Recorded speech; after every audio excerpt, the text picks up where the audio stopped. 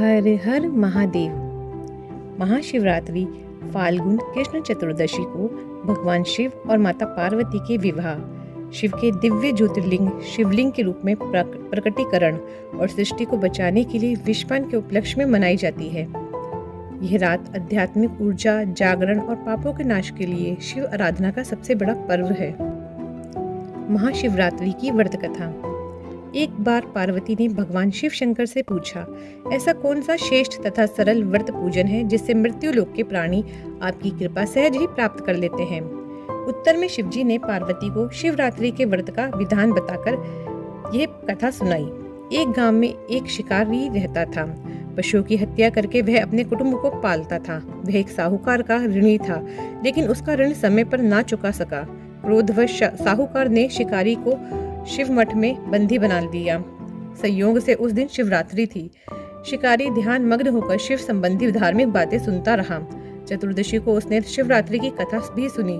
संध्या होते ही साहूकार ने उसे अपने पास बुलाया और ऋण चुकाने के विषय में बात की। शिकारी अगले दिन सारा ऋण लौटा देने का वचन देकर बंधन से छूट गया।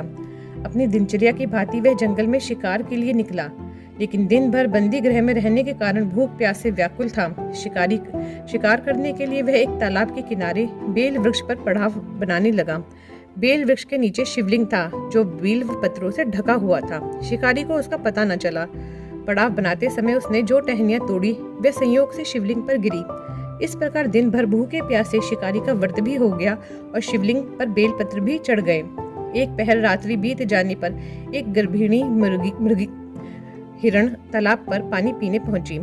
शिकारी ने धनुष पर तीर चढ़ाकर ज्यों ही प्रत्यंचा खींची। मृगी बोली, मैं गर्भिणी हूँ, शीघ्र ही प्रसव करूंगी। तुम एक साथ दो जीवों की हत्या करोगे तो जो ठीक नहीं है। मैं अपने बच्चे को जन्म देकर शीघ्र ही तुम्हारे पास सामने प्रस्तुत हो जाऊंगी, तब तुम मुझे मार दे लेना। शिकारी ने प्रत्यंचा ढीली कर दी और हिरणी झाड़ियों में लुप्त हो गई। कुछ ही देर बाद एक और हिरणी उधर से निकली। शिकारी की प्रसन्नता का ठिकाना न रहा। समीप आने पर उसने धनुष पर बाण चढ़ाया। तब उसे देख हिरण ने विनम्रता पूर्वक निवेदन किया, हे पारधी, मैं थोड़ी देर पहले ही ऋतु से निवृत्त हुई हूँ। कामातुर विरहिणी हूँ। अपने प्रिय की खोज में भटक रही हूँ। मैं अपने पति से मिलकर शीघ्र ही तुम्हारे पास आ जाऊंगी। शिकारी ने उसे भी जाने दिया। 2 बार शिकार को खोकर उसका माथा ठनका। वह चिंता में पड़ गया। रात्रि का आखिरी पहर बीत रहा था। तभी एक अन्य हिरण अपने बच्चों के साथ उधर से निकली। शिकारी के लिए वह स्वर्णिम अवसर था। उसने धनुष पर तीर चढ़ाने में देर न लगाई। वह तीर छोड़ने ही वाला था कि हिरणी बोली, हे पारधी, मैं इतने बच्चों को पिता के हवाले करके लौट आऊंगी। इस समय मुझे मत मारना। शिकारी हंसा और बोला, सामने आए शिकार को छोड़ दूं, मैं ऐसा मूर्ख नहीं। इससे पहले मैं 2 बार अपना शिकार खो चुका हूँ। मेरे बच्चे भूख प्यास से तड़प रहे होंगे। उत्तर में हिरणी ने फिर कहा, जैसे तुम्हें अपने बच्चों की ममता सता रही है, ठीक वैसे ही मुझे भी। इसीलिए सिर्फ बच्चों के नाम पर मैं थोड़ी देर के लिए जीवन दान मांग रही हूँ। हे पारधी, मेरा विश्वास कर। मैं इन्हें इनके पिता के पास छोड़कर तुरंत लौटने की प्रतिज्ञा करती हूँ। हिरणी का दीन स्वर सुनकर शिकारी को उस पर दया आ गई। उसने उस हिरणी को भी जाने दिया। शिकार के अभाव में बेल वृक्ष पर बैठा शिकारी बेल पत्र तोड़ तोड़कर नीचे फेंकता जा रहा था। पांव फटने को हुई तो एक हष्ट पुष्ट मृग उसी रास्ते पर आया। शिकारी ने सोच लिया कि इसका शिकार अवश्य करेगा। शिकारी की तनी प्रत्यंचा देखकर हिरण विनित स्वर में बोला, हे पारधी भाई, यदि तुमने मुझसे पूर्व आने वाली 3 हिरनियों तथा छोटे छोटे बच्चों को मार डाला है तो मुझे भी मारने में विलंब न करो, ताकि मैं उनके वियोग में मुझे एक क्षण भी दुख न सहना पड़े। मैं उन हिरनियों का पति हूँ। यदि तुमने उन्हें जीवन दान दिया है तो मुझे भी कुछ क्षण जीवन दान देने की कृपा करो। मैं उनसे मिलकर तुम्हारे सामने उपस्थित हो जाऊंगा। हिरण की बात सुनते ही शिकारी के सामने पूरी रात का घटना चक्र घूम गया। उसने सारी कथा मृग को सुना दी। तब हिरण ने कहा, मेरी तीनों पत्नियां जिस प्रकार प्रतिज्ञाबद्ध होकर गई हैं, मेरी मृत्यु से अपने धर्म का पालन नहीं कर पाएंगी।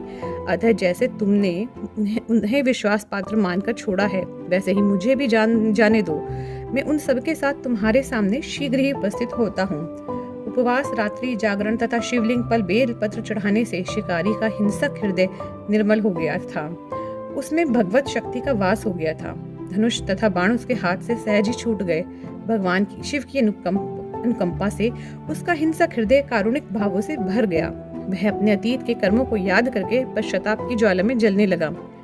थोड़ी देर बाद मृग सपरिवार शिकारी के समक्ष उपस्थित हो गया ताकि वह उनका शिकार कर सके, किंतु जंगली पशुओं की ऐसी सत्यता, सात्विकता एवं सामूहिक प्रेम भावना देखकर शिकारी को बड़ी ग्लानि हुई। उसके नेत्रों से आंसुओं की झड़ी लग गई। उस मृग परिवार को न मारकर शिकारी ने अपने कठोर हृदय को जीव हिंसा से हटा सदा के लिए कोमल एवं दयालु बना लिया। देवलोक से समस्त देव समाज भी इस घटना को देख रहा था। घटना की परिणति होते ही देवी देवताओं ने पुष्प वर्षा की, तब शिकारी तथा मृग परिवार मोक्ष को प्राप्त हुए।